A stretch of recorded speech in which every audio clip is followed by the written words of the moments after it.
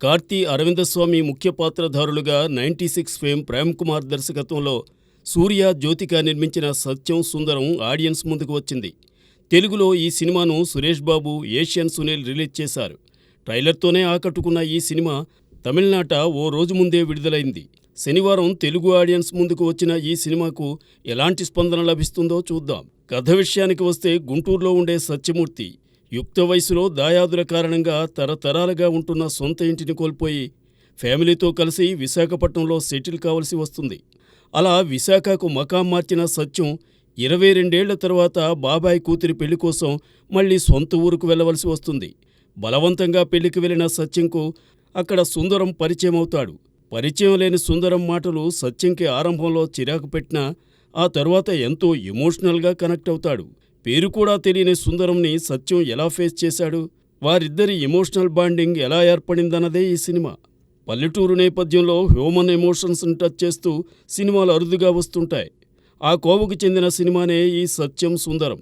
Prem Kumar love back డ్రాప్లో 96ని ఎలా హృద్యంగా తెరకెక్కించాడో, పల్లెటూరు నేపథ్యంలో మనుషుల మధ్య ఎలాంటి ఆప్యాయతలు, అనుబంధాలు ఉంటాయనే అంశాన్ని ఈ సినిమాలో కళ్ళకు కట్టినట్లు చూపించాడు. ఈ సినిమా చూసిన తరువాత పల్లెటూరు నుంచి పట్నం వచ్చిన ప్రతి ఒక్కరూ ఎక్కడో ఒకచోట కనెక్ట్ అవ్వకుండా ఉండలేరు. భిన్నమైన కథాంశాలను ఎంపిక చేసుకుని సినిమాలు చేస్తూ వస్తున్న కార్తీని అభినందించి తీరాలి.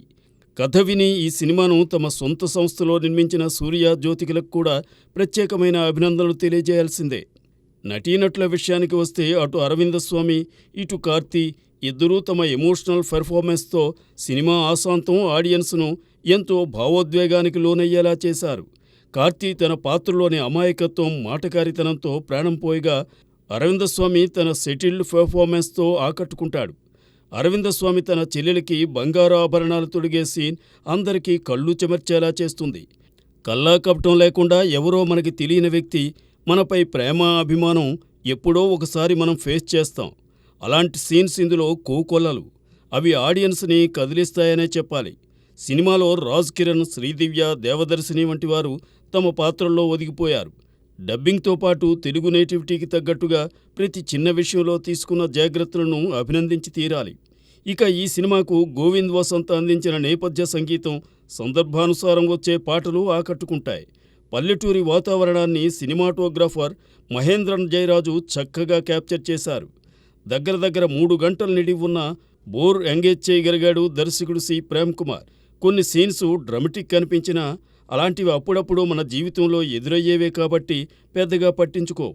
ఆరంభంలో సత్య చిన్నప్పటి సీన్స్ను కొద్దిగా ఎడిటింగ్ చేసి ఉంటే ల్యాగ్ ఫీలింగ్ కూడా ఉండేది కాదు.